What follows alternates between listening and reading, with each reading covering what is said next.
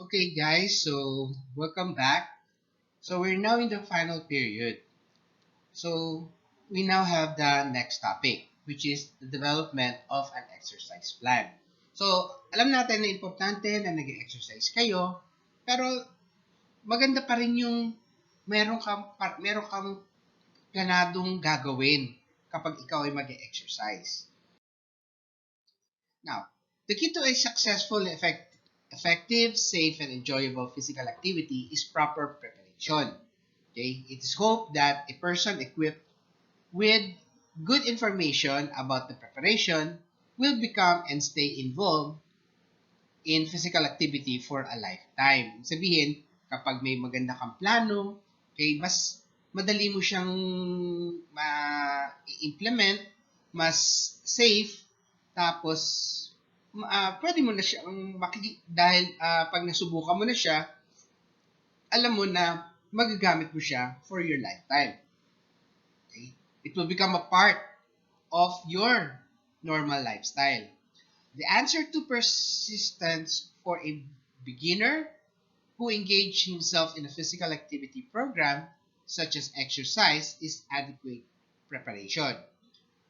While for those who are regularly active, a sound preparation can help reduce risk of injury and make the activity more enjoyable. To determine one's readiness to start a physical activity and lead to factors that will help in making it a part of the daily routine, okay, are presented in this concept. So, what are the different factors that you need to consider before engaging in a physical activity? First, you have your medical readiness. You need, of course, shoes and for effective and safe exercise, appropriate clothing, and the three components of daily activity program. So when you talk about medical readiness, okay, meron tong parang pwede kang magkaroon ng device, okay, wherein you answer if your body is ready or is capable to perform such activities. Okay? Ngayon, kung wala ka ng ganitong devices, then you could undergo a medical examination, okay, or for clinical exercise or a clinical exercise test. Okay? Yan, medyo may bayad yun. So doon, madi-determine ngayon kung you are physically fit to be able to perform those specific exercises. Now, shoes for effective and safe exercise is very important. Okay? It is designed, okay, kailangan komportable, okay, yung paa mo. Okay? At the same time, meron yan traction, okay, to prevent slippery, okay, para hindi madudulas. Okay?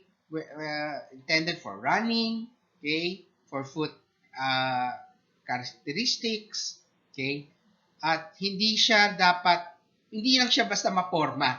Hindi lang siya yung maganda lang yung design. It must adhere to the different purpose. Okay? It should properly cushion your feet. Okay? Protected ang mga feet mo. Okay? Tama ang sukat. Okay? Kaya minsan pag nakikita ninyo, baka mamaya sumisipa, o tumatakbo ka, biglang natanggal, nahubad, or kapag masyado naman siya masikip, nako-constrict yung inyong blood vessel, yung circulation niyo. Okay, so is important. Okay, shoes. Then, appropriate clothing. Yeah, so pag kayo nagpe-perform, sinasabihan ko yun, kaya nga meron tayong PE uniform, meron kayong, pwede kung walang PE uniform, pwedeng may jogging pants. Okay, kailangan comfortable din kayo dun sa suot ninyo. Hindi masyadong masikip, hindi masyadong maluwag. Okay? Yung clothing ninyo, dapat it may allow, okay, heat loss evaporation. Okay? And okay, protected dapat yung body ninyo. Okay? Materials in contact with the skin should be porous because non-porous materials trap sweats and prevents evaporation and cooling. So, baka mamaya yung sinusot ninyo, okay, hindi nag-evaporate yung init, nare-retain sa damit ninyo yung init. So, pwedeng mag-overheat ka. Okay? Mag-overheat ka, so mas mahirap o delikado para sa katawan mo yung gagawin mong exercises. Okay? Tight clothing restricts movements. Okay? Pag masikip, hindi mo maigalaw na husto yung katawan mo. Okay? Tapos, yun nga. Okay? With regards to the prop sa pambaba, it must be properly protected. Okay? So you need your shoes, you have appropriate clothing, and then the 3 components of daily activity program. Okay? When you talk about warm-up and stretching, okay, warm-up is about 5 to 10 minutes period of mild exercise and prepares your body for a vigorous workout. Okay? A warm-up should include some of the same motion as you plan, okay, as your planned activity. Ibig sabihin, yung gagawin mong warm-up, similar siya dun sa mga balak mong gawin. Okay? Your warm-up should also include 5 to 10 minutes of stretching. Hold stretches for 15 seconds. Okay? Then, the workout itself. Okay? This refers to the key component of fitness program of your chosen physical activity. Okay? So, ito na yung mismong gagawin mong activity. And then, after your activity, you should always have a cool down.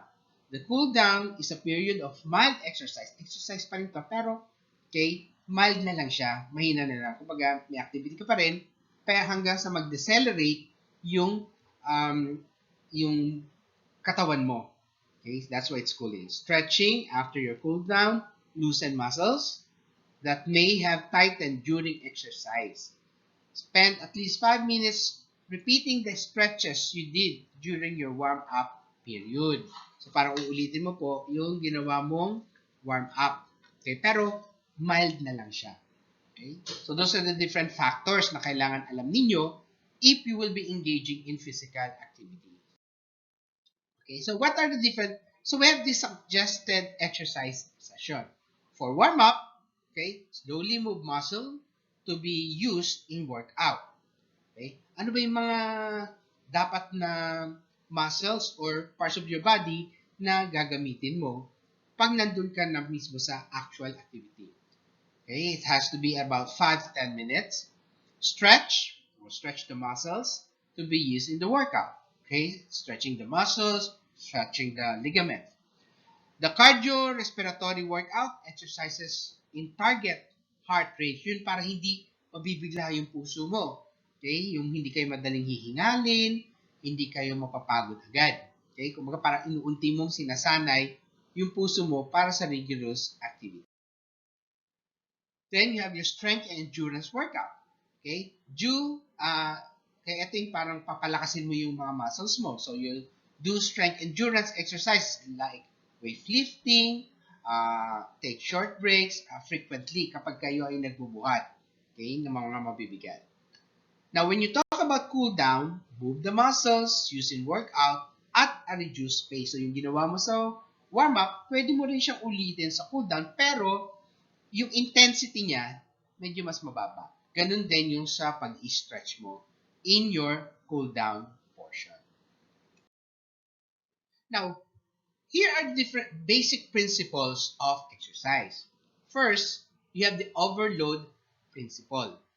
The overload principle states that a body system, whether that's cardiorespiratory, the muscular, or the skeletal, must perform at a level beyond normal in order to adapt and improve physiological function and fitness. Every day in your life, okay, gumagalaw ang katawan ninyo. Okay? Gumagalaw kayo. Now, when you talk about overload principle, okay, when you perform the exercise, yung normal mong ginagawa, okay, medyo mas dadagdagan mo ang intensity. Okay? So, for example, kung halimbawa, ikaw ay, meron kayong second floor. So, normal sa buhay mo na umaakyat at bumababa, okay, dun sa hagdanan. Now, when you perform the exercise pertaining to an overload principle, okay, so pwedeng gawin mong mas intense. Okay, paano? Mas mabilis kang tumatakbo, okay, pataas, pababa, dinadagdagan mo ng talon. So, yung normal routine na ginagawa mo, okay, dinadagdagan mo ng konting nile-level up mo. Okay? So that it will improve more. Okay? It will improve more on your physical body. Okay? And make your body more fit. Okay? So that's the difference between normal activities or normal movements and performing the exercise of the same nature.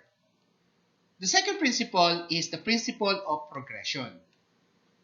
Progression refers to how an individual should increase the overload. Okay? Proper progression involves a gradual increase in the level of exercise that is manipulated by increasing frequency, intensity, or time, or a combination of all three components.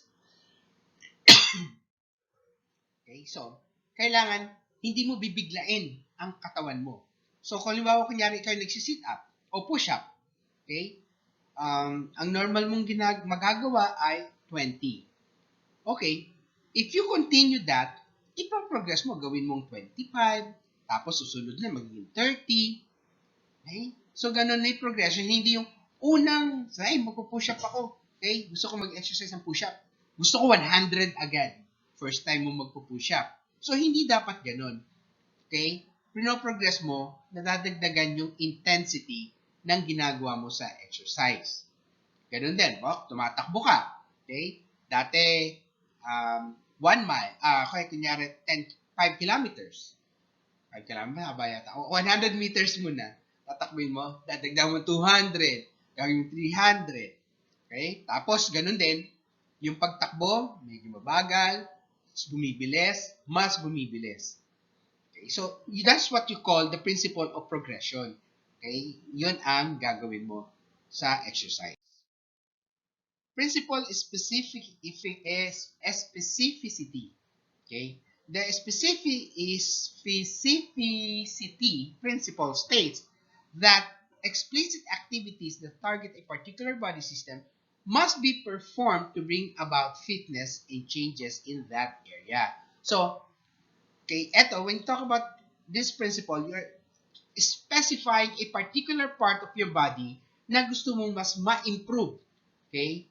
So, pwede mong improve ang muscles, pwede mong i-improve ang target mo, specific ay mas lumakas, ang target mo magkaroon na ma-reduce o magkaroon ng body, ang target mo mas maging mabilis, ang target mo mas mataas tumalon, etc. etc.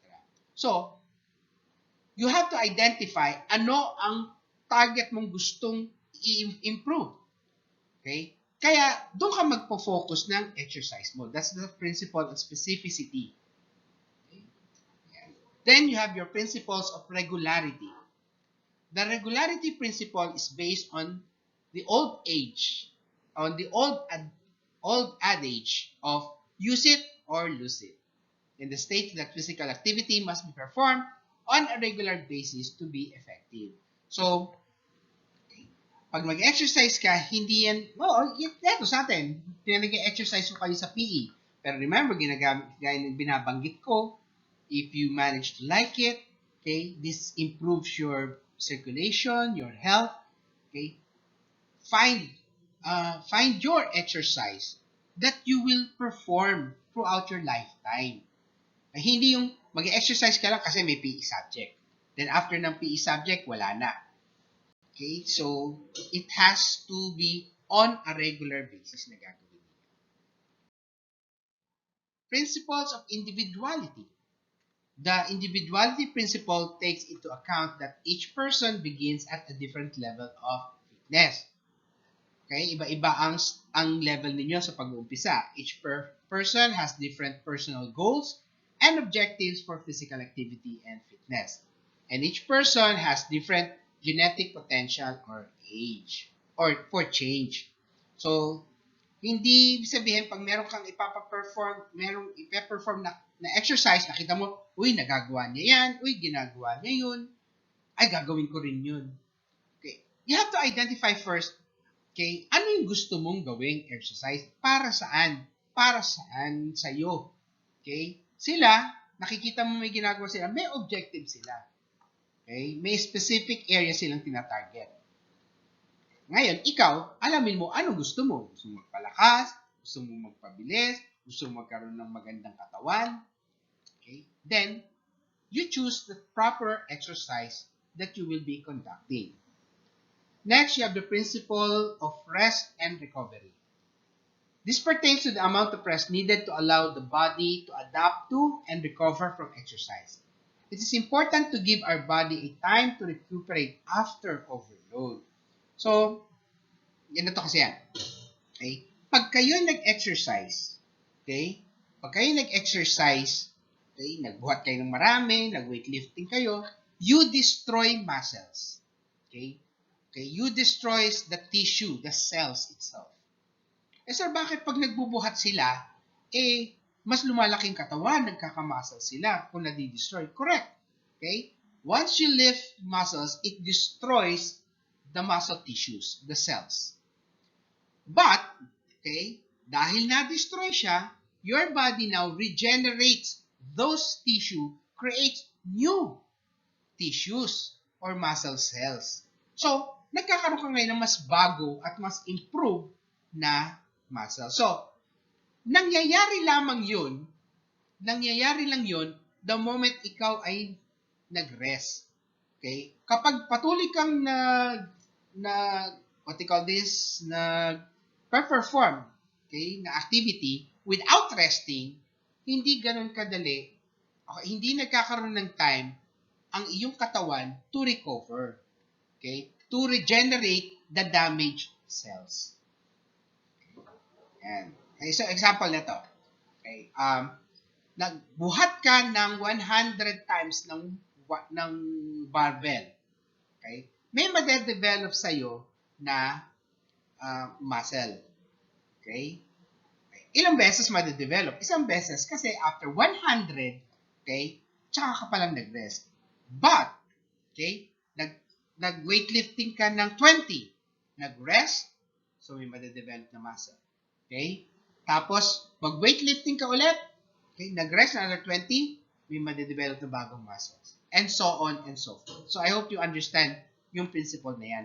So, yung comparison na yan. Na yung paputol-putol, once you perform rest and recovery, mas maganda ang improvement sa inyong katawan nito. Now, let's talk about the Fitp formula or the Fitp Formula. Fitp refers to the 4 important variables needed in the application of the different principles of exercise: frequency, intensity, time, and type of physical activity. These variables, when properly executed and applied, produce health, wellness, and fitness benefits. So, frequency, gaano kadalas mo gagawin yung exercise. Intensity, anong level. Time, gaano mo katagal gagawin. And type of physical activity, ano yung mismong ipe-perform mong activity. So, that is the Fitp Formula. Okay? So, yan, di ba? When you say frequency, how often? Okay? Pertains to the number of days a person does physical activity in a week. It should be performed at least 3 up to 6 days per week so as to attain most benefits or depends on the person's specific benefit desired. It must be performed on a regular basis to be effective. That's the F. The I, intensity. How hard? Refers to the required exertion of intense physical activity to be performed or work against a load greater than normal. Kaya nga overload above normal. The method of determining appropriate intensity varies with the desired benefits. Then time, how long? This is the length of the activity session is done. Any physical activity must be done for an adequate length of time to be effective and meet the expected benefit. And type, okay, refers to the type of physical activity you perform, whether that's for your muscles, that's for your speed, that's for your strength, that's for your cardiovascular. So, refer kayo ngayon dun sa skills and health-related activities. Okay. So let's plan now your fitness program. So in planning a fitness program, first, you define a long-term goal. Okay? An important long-term goal of any fitness program should be lifelong fitness. So, paano ka makakapag-generate ng long-term goals? Choose an activity that you enjoy and can continue as you age. Okay? Pumili ka ng ano yung pwede mong gagawin na pwede mong magagawa araw-araw hanggang kahit anong edad ka pa. Vary your activity from day to day. Okay? So, pwedeng paiba-iba yung gagawin mo every day. Combine exercise with social activity whenever possible. Okay? So, ibig sabihin, yung activity mo na yan para mas, ibig sabihin, sometimes we are too busy na hindi natin nagagampanan yung ating mga exercises. So, try to adapt it with your daily life. Okay? Yan. Define short-term goals.